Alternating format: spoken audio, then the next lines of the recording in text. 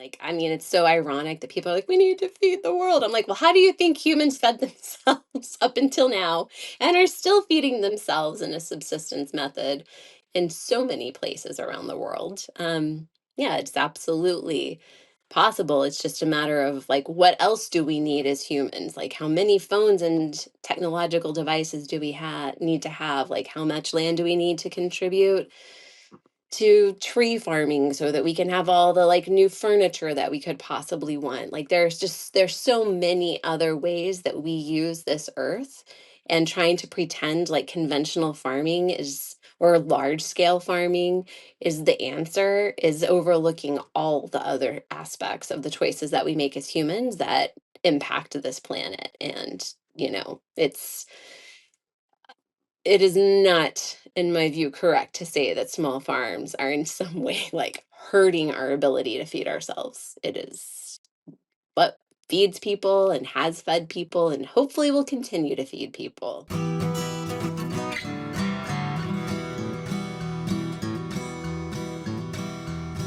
Welcome to the Real Organic Podcast. I'm Linley Dixon, co-director of the Real Organic Project. We're a grassroots, farmer-led movement with an add-on organic food label that distinguishes crops grown in healthy soils and livestock raised on well-managed pasture, all without synthetic fertilizers and toxic chemicals. Today, I'm joined by real organic farmer Emily Oakley, whose dedication to small-scale diversified veggie production and growing fertility on the farm for those vegetables, it's inspired growers across the country. This particular interview was part of a joint effort with the Temple of Understanding featuring women farmers on the topic of why we farm, how organic farmers are changing the world. And we'll be sure to leave a link for you to find on our website, on YouTube, and in your podcast player's description box. I hope you enjoy Emily as much as I do.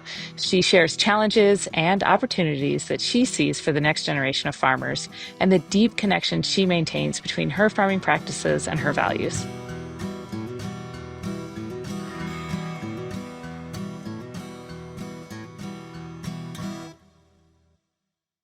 Welcome to the Real Organic Podcast, Emily, for maybe the fourth time, maybe more. You were involved in sort of the creation of all this, so we keep coming back to your wise mind and your big heart. So thanks for being with us today. Thank you for having me. So today's a little different. We get to dive into why you do what you do. But first, give folks who don't know you an update on Three Spring Farm. We are a small scale organic vegetable farm in northeastern Oklahoma, and we sell just through a CSA. We have about a 350 CSA member base. We do a few like restaurant sales. We sell to Tulsa, which is an hour drive from us. And this is our 22nd season of farming. We're a 2-person operation, and we're also trying to grow our fertility rather than import our fertility. We have a 20-week season, and I think that's about it. A lot of huge things to dive into there that are really unique to your farm. I love that you said, first of all, 2-acre, 2-person, and growing your own fertility. So I kind of want to dive into each of those.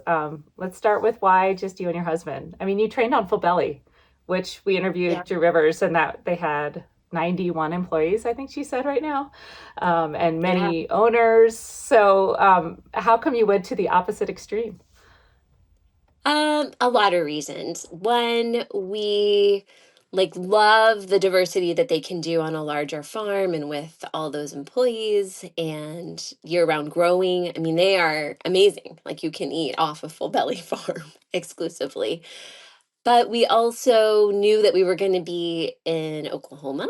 And although you can grow throughout the winter with, season extension techniques, we didn't want to because we wanted a meaningful off season. Like part of what brought us to farming wasn't just growing food, it was also being in solidarity with other small scale farmers around the world. And so we wanted time to continue working on that. And we knew we wanted time for volunteer work, which is also something that we picked up at Full Belly how much those folks are involved in their communities and in issues that matter to them. So, in order for us to do that, we knew we would need this meaningful off season.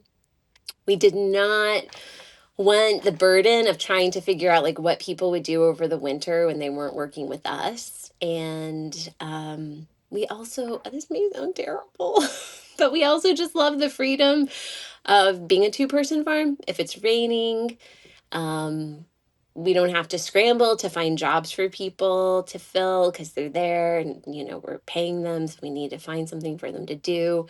We like last Friday when we were wrapping up our harvest day because we had a delivery on Saturday. Mike was like, "Oh, I think we should go out and pick some beets and clean them." And I was like, "I think we should go to the creek and swim." And so, we went to the creek. But it's a lot harder to do things like that when you're on more of like a time schedule and a time like a clock. So we also are not the greatest managers. Like we are completely aware of that about ourselves. And we also wanted to be in an area that we knew might not have a lot of employee options. So, yeah, but mostly it's just like a kind of a freedom to farm the way we want to and when we want to. And I guess final thing is we knew that to make enough money to really pay people a living wage would require a different scale. And it's not like you can go from like a couple of acres to like 5 acres, to 10 acres, and it all just like automatically pans out that you have double the net profit to pay people with. Sometimes farms employ people and don't actually increase their bottom line. So we just knew we would want to do it, just the two of us, and I that's what love we've that. done. You said you'd like to treat your employees well, so you have none. So Pretty much. farmers typically have trouble with that, and so what sort of made you realize how difficult that would be without diving into it yourself? How'd you learn that so early? Well, California has a really complicated agricultural workforce situation. And, Full Belly is like a pioneering farm in terms of offering credit to employees and then eventually retirement to employees and helping people buy homes and, you know, incredible commitment to that. And yet not not every farm is doing that. And so, I mean, in essence, just to say it bluntly, like we didn't want to profit off of other people's labor. Whatever profit there was, we wanted to take for ourselves. If it was minimal, we were okay with that. But we didn't want to pay someone, a not great wage. And we wouldn't have been able to do anything but that at our beginning, but ultimately like profit off of their labor. So, yeah, there there's that. Yeah, it's kind of an odd thing, I think, for most business owners to be making decisions based on these hard, believed values, just kind of at our core, and not necessarily what's best for the bottom line of the business. So, are there Mm. other principles that are at your core that have shaped the way you farm? You mean besides like being a two-person operation? Yeah, well, you were saying, we wanted to make sure that if we had employees, we didn't profit off of them. That's a principle that it sounds like you're living by. Do you have some others that have kind of changed I farming mean, because it's a core value? we both came to farming, especially organic farming, out of hardcore environmental beliefs. And by hardcore, I just mean super dedicated, super passionate, like seeing what's happening to the planet and having concern and fear and hurt over that and wanting to see if organic farming for us could be a way to make a contribution that was positive to those issues. So, yeah, like environmental ethics have definitely been a huge part of what we do, which is part of what led us to trying to grow our own fertility because when we started to really examine where our fertility inputs were coming from, it wasn't always a pretty story. And we just questioned whether or not we wanted to be, in essence, contributing to that by putting those inputs on our fields. That, comes from CAFO manure. So, like, there's really no way to get manure unless it's from a CAFO, because no one is, like I say this all the time, but like no one's going around cattle in the pasture and picking up cow patties and putting them in a wheelbarrow and then like bringing them over, to a dump truck. That just isn't the way it happens. So in order to sell manure, it has to come from a confined and concentrated operation. And, if we're if we're against that for other principles, which we are for a number of, why would that waste be okay for us to use as fertility? And I mean, that being said, we so absolutely applied CAFO manure our first several years. And had we not, we wouldn't have been able to start our farm and have a crop, because we had so little nitrogen to the acre when we began our farm. And it would take time for cover crops to build up that fertility, more time than we could afford. We couldn't just do that and then wait for a few years or however many years it was going to take. So I say that like just with a major chunk of salt that there's like no judgment on other farmers for what they do. We were just trying to square our own principles with our actions and our activities. Yeah, so you said 2 acres. Let's dive into that and how that looks with growing your own fertility.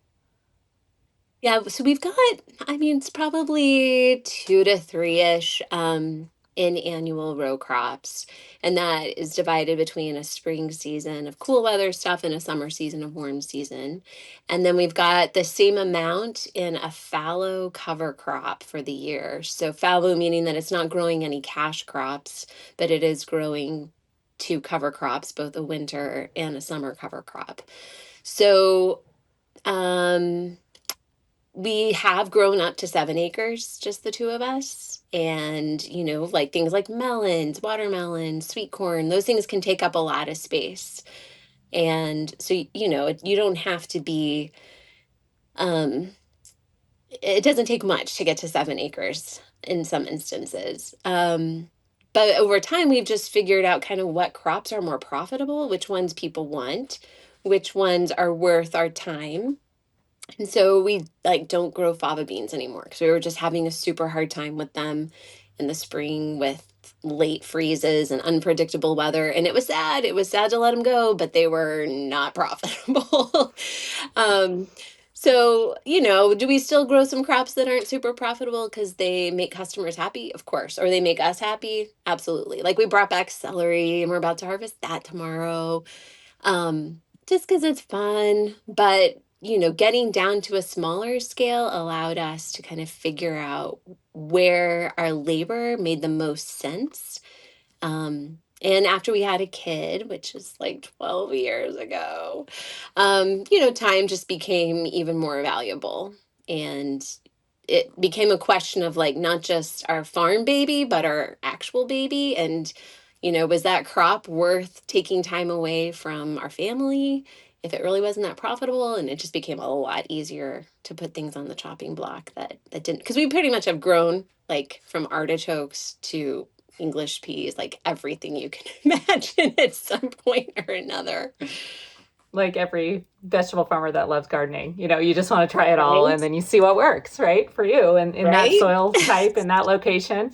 We moved our farm like 8 miles up the valley, and we were growing at our old farm like cabbages, and all the brassicas were like bigger than our heads, and we moved 8 miles away and we could not get anything bigger on our broccoli than like a fist. It was like the same farmers. Wow. So you figure out what works for you in that spot.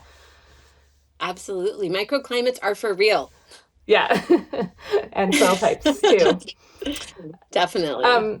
Let's dive into the 20 week season. That is short. And you Okay. said you Yeah. had so much time your goal was to have time to give back.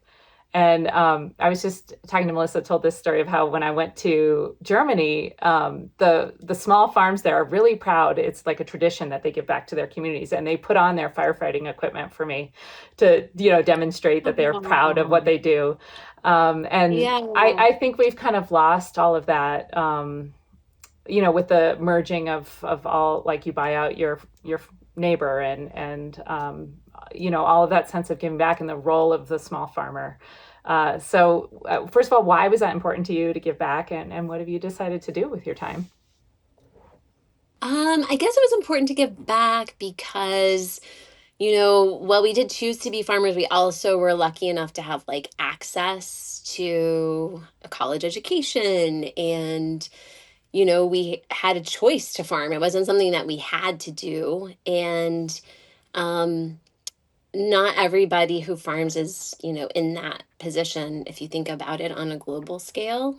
And we had originally studied international agriculture, and so we pretty quickly in that degree realized that, it was not going to work for us just because we didn't grow up on farms, and it just felt disingenuous to go to communities where people had been farming for countless generations and say, well, we got this degree, so now, let us tell you what like the best thing to do is. So, but on the same hand, like there is room for and need for communication and sharing of ideas. And I mean, obviously, so much has changed in the 22 years that we've been farming in terms of social media, and just access to information has like Good and bad. completely evolved. Good and bad, good and bad. Um, but yeah, we didn't want to lose connections with sort of the farmers that brought us to farming in the first place. And we also wanted to be able to work within our own local communities too. And so some of the things that we've worked on are like international farmer to farmer exchanges, some of which have been government sponsored, some of which have been kind of organized by ourselves and with other NGOs or nonprofit organizations. And we've done like we at the time that we attended our farmers market, we were on our farmers market board that almost entire time, except for the first year that we started, and National Young Farmers Coalition board when we were young farmers, which we're not anymore. Local like school gardening organization, and then like more recently, although we've been involved with a coalition of landowners that live along this creek that we live on, for almost 20 years, it's become more potent as our creek has been at risk of pollution from chicken CAFOs. And so we've definitely ramped up, the time that we've dedicated to that as well. But I mean, after serving on the National Organic Standards Board, I realized that I needed to get away from policy, and I needed to get away from just the tension and the politics that are around that. And I wanted to do something that was more hopeful.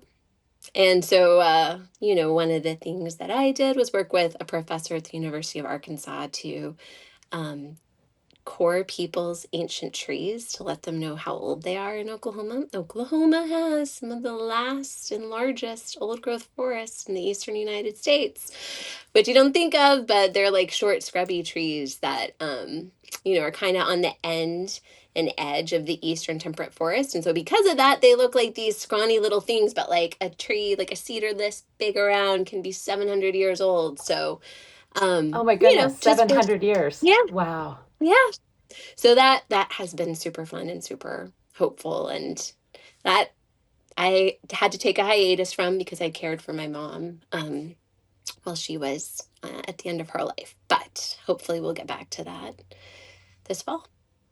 And of course, Real Organic Project. I mean, not that I really do enough now, but No, you're speaking at there our was fall a time. conference. That's very exciting. I can't believe you're going to come. It's lovely. Um, yeah, we missed you the last couple of years. Yeah. So why are trees only this big around and they're 700 years old? What is like, I think of like alpine environments or something like that that would create a condition where the tree doesn't grow. What's going on? Usually they've escaped like wildfires by being on escarpments and like rocky ledges.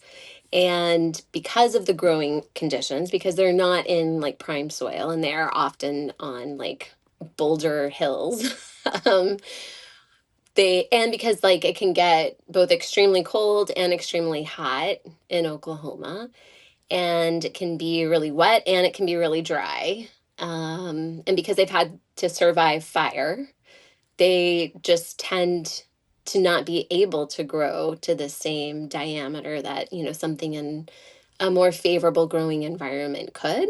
And so that's how they can be so small and so old. I find it fascinating because we just interviewed Marion Nessel. We're going to release it this weekend. And she was saying policy is what we have to be doing to change things. And you really put your hat right in to make a difference there, and then had to withdraw and say, you know what? I'm going to, because I remember that you've like conserved, you've bought some land that you just conserve. And that is something so tangible that you can touch and say, look, we saved this land here. Would you talk Yeah. about that shift in your thinking of how to make a difference? Yeah, I mean, I think policy is still important, but I don't think it's a where like I want to put my energy. And I think some people have a harder, whatever, stronger stomach for the politics that go around policy. But I mean, policy, like the only thing I would say in response to her is just that it's mutable. Like it changes depending upon who is in office. It changes depending upon the winds of whatever, sort of not necessarily fad, but science is getting attention or ideas are getting attention. And it can be super helpful, but it can also be changed. And it's not as set in mortar and bricks as we like sometimes think that it is. And nothing really is. I mean, everything is changeable. Even, us buying land to preserve it, ultimately, like we have to come up with a way that like our daughter, and if she has children or doesn't have children, how that preservation will persist over time and not become something that at some point in the future someone's like, hey, great It's great worth a lot. grandma Emily and bought this, and now hey, let's cash this woodland out or whatever. So Yeah. I mean, everything is nuanced and complicated. But yeah, I think, especially just with like facing climate change in the way that we are, it feels like the things that we can touch or the things that we can really, see and do something about are the things that feel lasting, which is why, like, I think the Real Organic Project is so important because it is a lasting something. Like that Real Organic Project logo that's behind you is on farmers products, and it's something that they can see, that customers can see. It's not just an idea. I mean, it is an idea, but it's also an idea that's backed by farmers practices and the reality of why they do what they do. I mean, that's why it's powerful, that's why it's meaningful, that's why farmers are drawn to it, that's why consumers are drawn to it. So yeah, I think policy has its place, just not in my life. At the same time, it's only as powerful as the people who are continuing to support it and uplift it and contribute to whatever it is. If those people change, the seal could very well change. And I remember one of the farmers in the first years, we were talking, what do we name it? You were involved in those conversations. What do we name this project? And one of the farmers goes, well, when are we going to need a real organic project? And I was like, you're right. Yeah. Oh yeah. You always have to be present and defend what you find most dear in your life. So I remember Francis said, this is Absolutely. ongoing. At first I thought, this is his words, at first I thought we just needed this right now to fight, CAFOs and hydroponics and import fraud. And now I realize we're always going to need to defend this. And so we're always going to need, and it's probably kind of like the blessed unrest idea where we need policy, we need grassroots activism. We need local involvement, and we need it all, right? To We do do. this. And then at the same time, we probably won't make a difference because like the forces But that we we were up will. against are so powerful, right? We So will, what but you keeps can't you think of it that way. I gotta just stop you right there. You can't think of it okay, that good. way. You Respond. can't. Yes. Because I mean the impact that every real organic project farmer is making is real, and they're making it every day that they farm, and every day that they're connecting with their customers, and every day that they're producing food that they feel amazing about. And I mean, like it the landowners that I spoke with who learned that they had like 300-year-old trees or 400-year-old trees, that's real. Like sure, they're only the landowners now. Who knows what the future holds? But it gains momentum and it informs their decisions. And if we buy land and we preserve it and we find a way to make sure, our descendants aren't going to mess that up. Maybe it's only 50 acres here or 30 acres there, but it's still land that is getting preserved. I mean, there was a parcel across the hill from us that we put an offer in several years ago, and we lost out with another buyer by $50 an acre. And we've seen what happens when somebody buys that land who maybe doesn't have the same kind of, whatever you want to call it, Land values or ethic. beliefs Yeah. uh, that you think you do. Yeah, and we see trees going down, we see erosion, we see clearing, and it's every little thing that we do is real, and every little thing really does count. So in high school, I was part of the Jane Goodall Institute's Roots and Shoots program, and it was like just getting started. And there was an amazing teacher at a local school named Tim O'Halloran, really good friends with Dr. Jane Goodall. And, he was like incredible at inspiring people. He's like, if you throw a pebble in a pond, you see one ripple and then another and then another. And if you watch the ripples move out, right? I mean, like, where do they end? Like, eventually they touch the other side of the shore. Or, he's like, if you're one person and then you add a zero behind you, and then another zero, and then another zero, he's like, pretty soon you have a huge number. So every act, if we think of it that way, if we like feel empowered that even our small acts are valuable, vital acts, then we'll continue to make them and we'll make more of them because it's like a self-fulfilling prophecy of feeling good.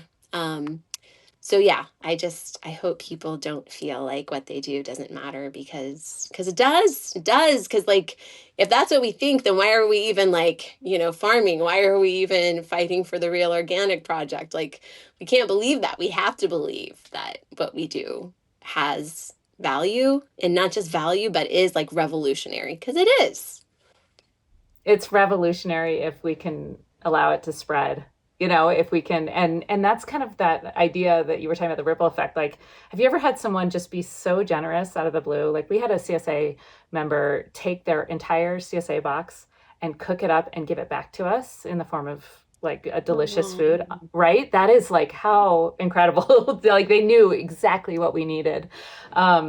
But that just made it so that we were so generous, and it may not even be back to that same person, but this idea of, and I always go back to this concept of, we need radical generosity right now for this movement to take off. We need yeah. landowners like giving their farms to the next generation who wants to farm, and it might not be their children. We need this type of, just like, this is not the way the world works, but we're going to do it anyway type of acts. I'm curious if you've come across any of those in your kind of network of farming, because this is something that people are wanting to support right now. And in my work in the Real Organic Project, I do come across it, and it's so hopeful and inspiring. Okay, so this is in the process of happening right now. Um, and our friend and CSA member wants to stay on the down low, but we have a CSA member who is also a friend who I can't say too much about her. You can figure out who she is, but um, we've worked with her in like some important issues to our hearts. And when there was a property about half a mile up creek from us that was sold and was going to have chicken houses, 300,000 birds, rotated like every 6 to 7 weeks. Uh, right on the creek. I mean, like I think it would have been in the floodplain or very close to it. She at the time said, look, I don't have kids and my parents left me some money and I can buy that land from the people that bought it, so that like they can get out. And luckily, the Cherokee Nation bought it because it was actually a property of tremendous historical and cultural significance for the Cherokee Nation. But that same amazing customer is purchasing 80 acres adjacent to our farm from our neighbor who is generously selling it. And it's just to conserve it, and she's putting it in our name. So yeah, I mean, have you ever heard of that? That's amazing. That is like an incredible story. Like I am so inspired by her. And subsequently, we decided to take some of our savings and went in with a friend and are buying another 60 acres to preserve along our creek. Of woods that's just like 2 miles downstream of us. So like her action made it feel possible for us to take that action and not I don't know, not feel worried about it, and just like you're right, like just I feel like things do kind of miraculously come in radical generosity. I want to give people some perspective. I got chills when you said that because I have been to your creek. It's like this cold water in like the heat of like, sorry, but the heat and humidity in Yes. Oklahoma was like, I don't know if I can do this. And then, Yeah. getting to swim in that creek. And would you talk a little bit, first of all, about your love for the creek and some of the things that are happening? I know you said that like your creek was drying up. What's causing that? Why? What is kind of part of why there's so much radical generosity going around your land, having to do with the water there? Um, yeah, so the chicken houses that came in just had an outsized impact on the creek because not only is chicken litter being produced on that farm. But if you have 200 houses, each house has the tens of thousands of birds, each operation that has 6 houses has like 1.5 million birds on that land in a year. So you get dozens of those in a small concentrated area where people are going to start applying chicken litter, and they're applying it to pastures. So it's just getting spread on the surface of the soil. And they've been told, even by the Department of Agriculture, that they should do it right before rain so that it will, seep into the soil. But I'm sure some of it does, but a big chunk of it just washes off into the wet weather creeks and flows into the spring fed creek. So once the chicken houses were built, this Spring Creek Coalition that I mentioned, Mike and I are a part of, started water testing. And we've absolutely seen an increase in phosphorus and nitrogen and E. coli and enterococcus, both at multiple sites and just in the watershed overall, like along the six sites that are being tested along the creek. But this is a creek that is one of Oklahoma's most pristine creeks historically and has been a reference stream for other creeks when measuring, for pollution and looking for high water quality. So it's very hard to clean up a creek once it becomes damaged and compromised. And so, the work right now is to try to make sure that the trends that we're seeing don't persist. And so Mike actually worked with the state legislature and the Oklahoma House and Senate and governor passed a law to, do a study of this creek and the watershed and work with landowners to try to encourage best management practices moving litter out of the watershed, which has already been happening to some extent, but also, just focusing on riparian zones, keeping cattle out of the creek, just in general, kind of sharing the way that our management practices impact the quality of the creek. And yeah, it is a beautiful, amazing, clear, like our daughter's like, I just drink from the creek when I'm thirsty. And I'm like, I don't know about that, but So hey, far, so she's good. 12 and she's still here. So, I That's mean, but that amazing. says something, right? Like Right. it says something about the creek that she can do that.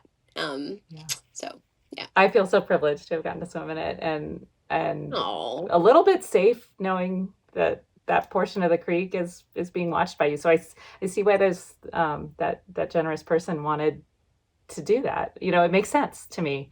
And it's now there's a responsibility on you, I imagine, to figure out how this lasts in perpetuity, right? Because none of exactly. us do. None of us do. And it's Um, actually, this is an aside, but it's actually super hard to get a conservation easement mhm. in my state. Even if you donate the easement, it's still just super hard to find a land trust. So I mean that's definitely a movement for farms in general. And I know there have been like abuses of the conservation easement concept, and I understand that monitoring them is definitely an issue, but right now my wheels are turning about like how to create nothing voluntary, but something that doesn't feel like such an obstacle to land trusts for creating easements or, some sort of landowner conservation. So anyway, that's my I summertime think project. I think a lot of us are trying to figure this out. Either we're leasing land ourselves and we would like a place to permanently farm, or um, what's happening with us is there's looking out my window right now. We have this kind of skinny 5 acres. We couldn't. We worked with a landowner to be able to afford to farm it, and we wanted to do it with a conservation easement, but it was too small of a piece of land. It had to be 35 acres or more, I think, in Colorado. And it's crazy because small farmers can make a living off of an acre if we're good at it, Yeah. so there's no need for 35 acres to be conserved.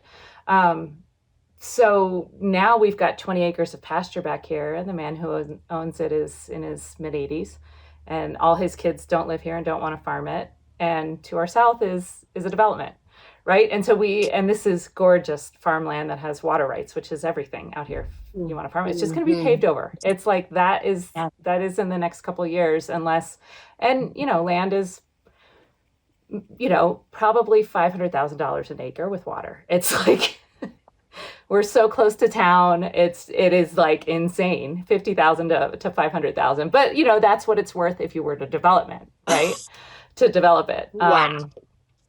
Wow. And we thought So that like, okay, yeah, 5,000 an acre okay. or whatever, right? That's why you're always like, come Well, farm with us in Oklahoma, right? I know, and I mean, it was like, I mean, prices have gone up, obviously, but still, it's not that. It's not that. Yeah, yeah. Oh So my I, gosh. I Yeah. I think mean, I we feel like have to there's come got to be a together way. as communities and just put the problem out there. And there's a lot of minds and support for what we're doing, trying to do. And there might be ways to, preserve it somehow. There and that's why coming together and telling our stories. I interviewed Hannah Breckbell, and she had a similar situation, couldn't afford land. The community came together and had shares, and they pitched in. I forget if it was like $5,000 a share or something like that. And she's Mm, been able to buy back shares over time. So they leased it to wow. her, I think, for free, because she kind of proved herself as like, I'm a hardworking farmer, and she's brought in other people into the operation. And so if we share these stories, it's like, well, maybe we can do this. Maybe we can figure this Definitely. out. Definitely. I mean, one of my thoughts right now is that, when people donate conservation easements and can't use the tax benefit, which would be like our case, like we wouldn't need the tax write-off, like the public good, that was theoretically like given with some sort of like public return, meaning tax write-off, or in the case of some easements, they're purchased with federal dollars, although that is, sort of a thing of the past. But if someone is simply donating an easement, not taking a tax write-off for it, the monitoring costs have got to go down. Like they're because it's not to say that, that gives that landowner free reign to do whatever they want with it, but the onus of monitoring is less because the government didn't give anything, but they only gained. So Mhm. to me, like a once a year visit would be fine. And that could even be done on a volunteer basis, with Mhm. some degree of training. So anyway, I don't know. There are Yeah. ways to think about it. And yeah, there's got to be an answer because, just like letting that great, amazing idea die is not an answer. Yeah. You mentioned earlier that you chose to farm and you had the privilege of choosing to farm. Um, Yeah. why? Why do you farm? Uh, yeah. I There's a mean, lot of things at you can this point, do that are good for the environment, right? If that was a core yeah. value. I mean, and sometimes, like, I won't lie, like, sometimes I've wondered, like, if what I'm doing is helping the earth enough. Like, Yeah. is organic farming enough? Because you are still, like, taking some land and you're tilling it up. And um, even if you're not tilling it, you're still changing it. You're taking it out. If it was, like, hopefully you aren't taking it out of any kind of native situation, but, certainly not being returned to a native habitat while you're farming it. Um, but the reason I keep doing it is because actually something that my dad said a few, you know, like years before he passed away, and he passed away a few years ago. Was he was like, what you guys do is actually incredibly radical because not only are you growing this food that's like healthy and accessible and um, you know, using environmental practices that you believe in, you're creating community around your food. And that community is like also a different economic model and it's a different social model. And, I think that is why we keep doing what we do because the joy, like the unbelievable joy that we get working with our customers, I mean, having the kind of relationship with them that we do and, it is still a miracle to put a seed in the ground and watch it grow and watch it become a vegetable that someone's going to eat. Like that is a miracle. This little teeny tiny thing, becomes a tomato plant that you harvest like however many tens of pounds of tomatoes off of. And like, like the miracle of that life is a gift and a blessing, I think, for us every day. So that is why we keep doing it. Do you have, I mean, you talk about the miracle of, getting so much poundage from a tiny little seed, but do you have moments to share when it's been really hard, when you've Oh kind of gosh. questioned, like, should I go on? I mean, if there's a farmer that tells you they've never had that, they're either gonna have it soon or they're not being honest. Day I one, mean, right? I think that's true with just about any profession, right? I mean, that's part of the Yeah. human condition is like questioning what we do and trying to find meaning and identity in what we do.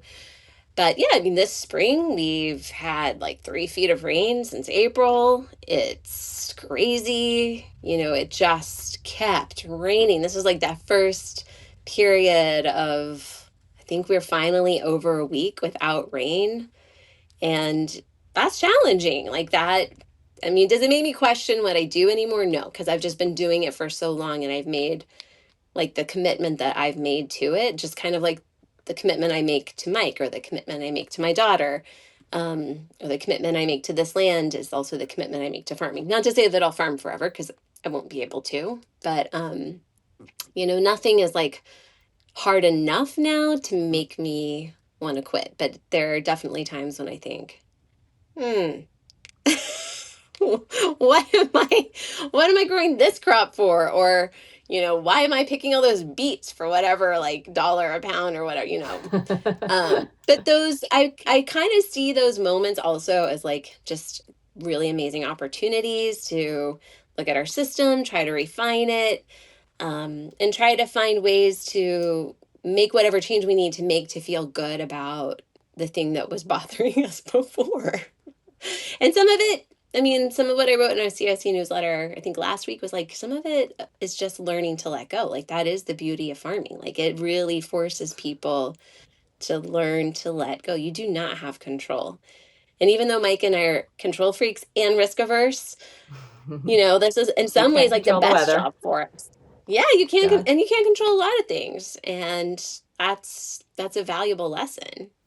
Have you ever had the urge to just cover your acreage in high tunnels? No, That no, might no, no, stop the no, no, rain. no. Yeah, I Never. know a lot of people grow in high tunnels, so I'm not going to say anything about that. But yeah, no, I have not had I that urge. imagine the plastic use would go against your ethic. It's not, yeah, it's not just the plastic, but yeah, it's yeah, not my thing. No, go ahead. It's okay to expand. Go ahead and do it. No, because I don't want to offend people, and lots of people need them and use them, and I'm. It sounds judgmental. No, but for you, it's like this is not what we want, and help explain that I mean, because it's the a lot of inputs. profitability goes way up, right? The second you put a piece of plastic over, it's like so. There's the leg of the stool, profitability. What are some of the other legs and values and things that have affected that decision for you? Yeah, And I I mean, think it's a because lot of it'll make inputs. it'll help make people brave, right? To maybe think twice about it because we don't talk about it enough. Yeah. So a lot of inputs in terms of just the infrastructure of the hoop house and, the fact that the plastic they don't last forever. They're temporary structures. Um, just what it does to the soil is very different. Like, yes, you can add in tons of compost, but they're a lot harder to grow cover crops in. They're a lot harder for people to do meaningful crop rotations in because they have so much money in them. And like the pest and fertility issues in them are for real. Like, I mean, I see such a huge difference when a bird cannot land on a plant and eat a worm. And like maybe FSMA says that shouldn't be happening, but like, guess what? They grow outside in nature, like birds and other wildlife are part of that process. And um yeah, they are just a lot more input intensive on every level. Also water, you have to irrigate them as opposed to getting, if you're in an area with adequate Where it rainfall, like rains. Yeah. getting rain fed or yeah, rain fed irrigation and rain fed crops. That was such a beautiful moment on And the NOSB when you go, they were talking about the Driscolls, was talking about their water savings. And you were like, well, what about if you grow food where it rains? Like you can't talk about saving water when you're growing food for the world in the desert. That was such a good moment. You had so many of those, Emily. I just have to do a shout out for like how much it was so much more I don't want to say fun, but just like there was so much more heart when you were on the NOSB because I was like, yes, somebody is brave enough to say it. Well, first of all, to think it, smart enough to think it, or at least have the same values to think it, and then to say it. So I so oh, enjoyed bless my your time heart. when you were on the NOSB and I got to hear you say things like that. Oh, bless your heart, as my mom would say. Yes, yes. So, I mean, we have lots of farmer friends who are growing almost exclusively in high tunnels, and they're like I said, just like no judgment. I don't want people to feel like I'm saying what they do isn't good or isn't right, and there are challenges to any system. Yeah. But it's just like it's it's just not a system for us. And ours, like, here's a downside to our system. It is more land extensive, right? Because we have, as much land in this like fallow and cover crop as we do growing. So, I mean, an argument could be made that, we're taking that out of wildlife habitat and somebody else, who's under high tunnels could have more land and wildlife habitat. I mean, my Yeah. counter to that is that like probably 70% of all the 20 acres that we own is wildlife habitat, if not more, because we've made it that way and we've planted thousands of trees to make it that way and whatever. But I mean, it everything is a trade-off and nothing is like a perfect solution. Nothing is like the holy grail. No farm is the holy grail. No farmer has a holy grail to share. No place has like the holy grail to harvest off of that farm. Everything is like site and farmer and farm specific. You sent me a beautiful piece about maybe, you questioned whether or not to even have children. You have a Mm. daughter, and we both are parents of a single child. And to be honest, I'm going to be like just really honest. I've had a hard time with it because you see these well, first of all, my mom, I'm one of four, and she was like, "Oh, you're going to have lots of children, Linley, because you love children." And I did, but farming was really hard, and so we chose to have Mm. one child, just to balance it all. It was almost like, do we have a family or do we have a farm for us? Right, for And that's sure. not the way it works out for everybody, but you sent me this beautiful text one day, describing something to hold that you can feel really proud of. I don't know if you can kind of share the sentiment there, but I maybe don't there's too many remember people it. on the planet, right? There was a wonderful, Yeah. like, here's how you can feel really good about the environmental choice to have one child. And Oh, girl. like you said, Amen to nothing, that. there's no, like, you're born to a planet with finite resources as a human, right? So therein lies the problem in some of these cases when you're talking about there's no perfect choices here. And I remember Ron Kosla, who invented the Coolbot. I don't know if you know who he is, but Ron and Yeah. Kate. Oh, yeah. Because we were like one of the first people to get a cool bot, and so we like would Okay, always be interfacing directly with him back in the day because right, we saw yeah, that thing in the in going early to market, days. and we were like, send us one right now. Uh, so they were retired because it kind of took off, and they were, about our age now when I was just getting started, and they were looking to retire in Durango. So I got to hang out with them in our early days of farming, and he told me something that just kind of was like, it shook me. Like the carbon footprint of a farmer's market, that you'd be better off going to McDonald's and just getting your food there. And I was like, wait, what? Come again? Like, explain that. And maybe the math is there to just show, okay, here's the carbon footprint of this. But clearly, if we all just like replicated the McDonald's model, that's not going to work either, right? So, right, because we're like, some of the farms are driving 2.5 hours for just a small amount of food, and all the customers are driving an extra. So he was talking about, these are the things that we need to be real about, right? And you're always like, I'm like, stop being so humble, Emily. What you do is amazing, but you're aware of just the heavy footprint that humans have on this world. And we have these trade-offs. And I think one of the things that, like, in exploring these issues that we've kind of come to realize is that when you have lots of small, it may not be the most efficient in anything, but you do maintain this incredible democracy. And what the reason why everything is coming back to antitrust is just like, we are losing our choices in government because these big businesses own government now. And I think that's kind of like politically why we have so much mayhem right now, is because we all feel like we're losing our democracy. There was a question in here at some point. Emily, do you have thoughts about kind of what? Oh, it was about scale. Well, okay. Yeah, Thoughts well, I about was gonna what say, like, I'm saying? Yeah. think, yeah, I don't think that small farms are actually more inefficient. And I think, Mm, studies measuring that are few and far between. They can be contested on either side, just like any science can. I mean, you pick a topic and you will find, revered experts on all ends of the spectrum of whatever that it's topic true. is. Which pool of data do you want to pay to get, right? To say something? Yeah, you can do that. Yeah. So I actually, I mean, I vehemently do not think that it is true that small farms are more inefficient. I mean, I think we are so much more efficient because we are making such strategic decisions on such a small scale. So we can't afford to have waste. We can't afford to have field perimeters that we don't harvest from because we can't get good yield because they didn't get enough of like all the inputs that everything else got.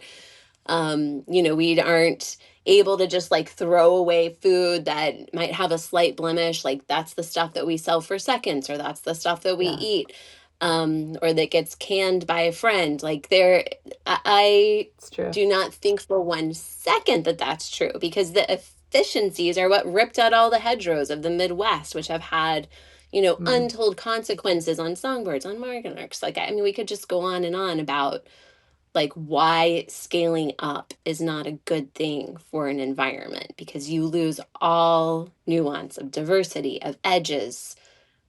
I won't go on, but you get my point. No, Um, yeah, yeah, continue on.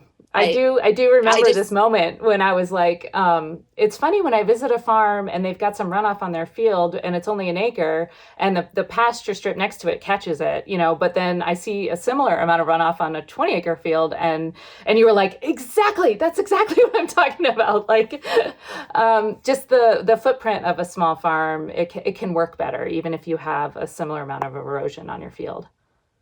right. Well, and I mean, it's a smaller field that's eroding, and hopefully, because it's smaller, you're, thinking about ways to ameliorate it. And because it's smaller, maybe those ways are like more dramatic and more impactful. And, just hopefully, because you are smaller, you can also take the time to implement the practices that would be harder to implement the bigger you get. Yeah.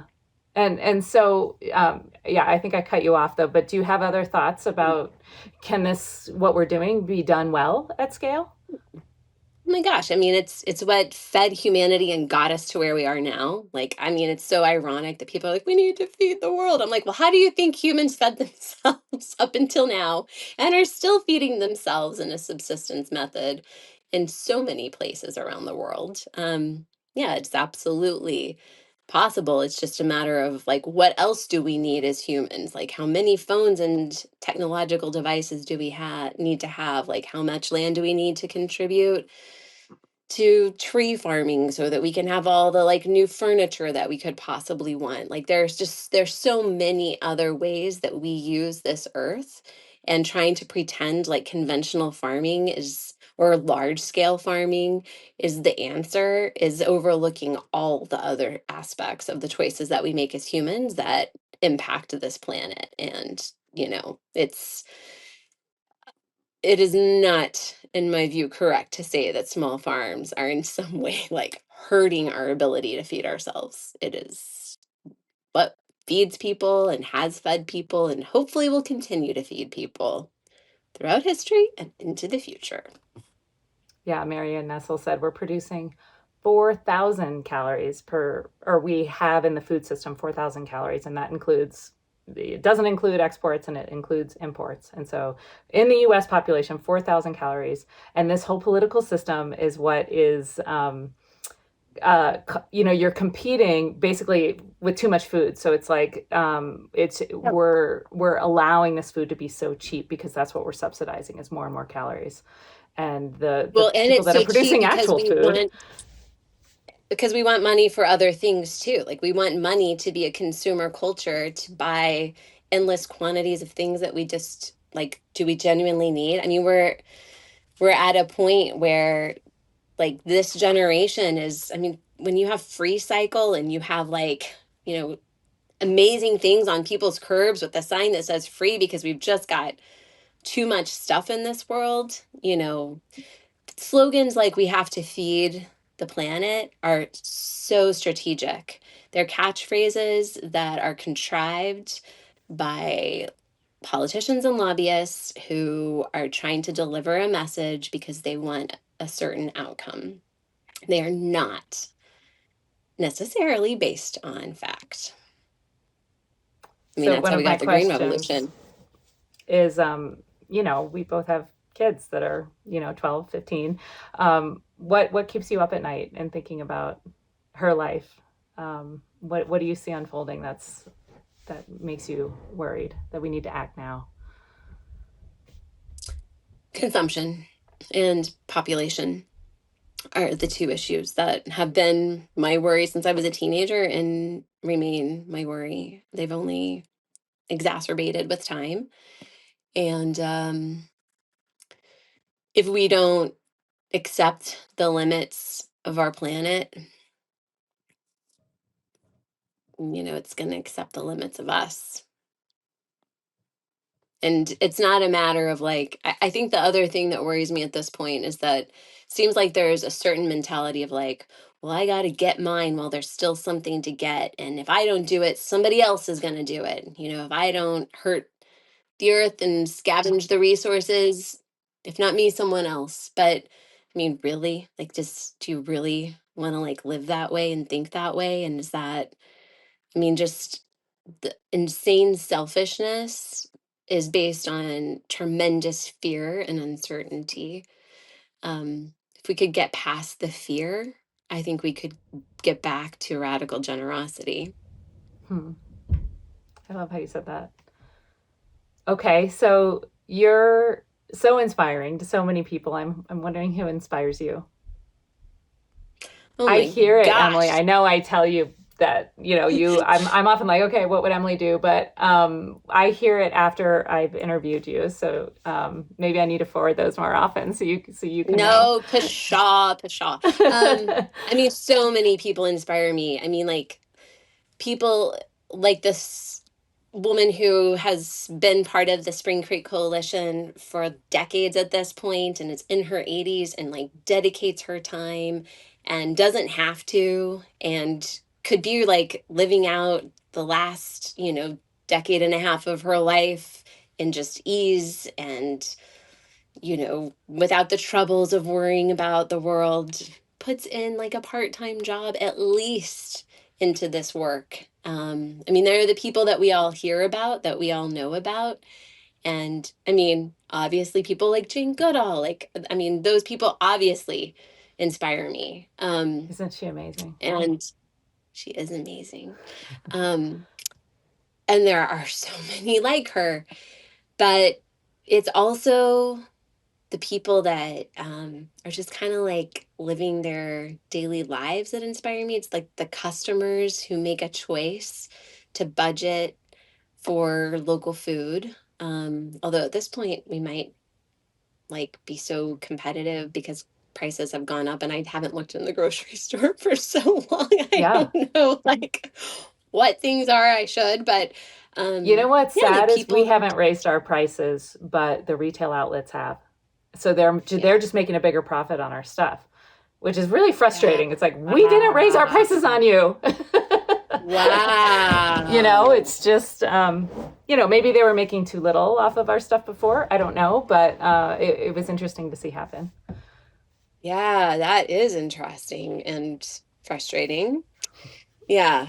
Um, yeah, it's people who make like what they might perceive as sort of small choices, but which are actually like the huge choices that inspire others to do something that inspire me. Yeah, I think we need to keep sharing these stories because I think what our society rewards right now aren't necessarily these things. I mean, it's what you have, right? It's so much of Yeah. that kind of consumption culture is what we reward, and it's I think it only spreads by example. So Mm. it's so important when you see something like that to kind of share these stories, and hopefully they inspire others. And so thank you for taking the time to share some of your reason for doing what you do in June when Thank we you know for you're so asking busy. me. Thank you for listening to the Real Organic Podcast. If you have a spare minute today, the single most effective way you can help us grow this movement and others to find this podcast is by leaving us a rating and a review wherever you listen to our podcast. You can find a video version of this interview on our website or on our YouTube channel, and you can join us every Sunday for a new episode featuring voices from the organic movement. And if you haven't already, please sign up for our weekly newsletter at realorganicproject.org/email. See you next time.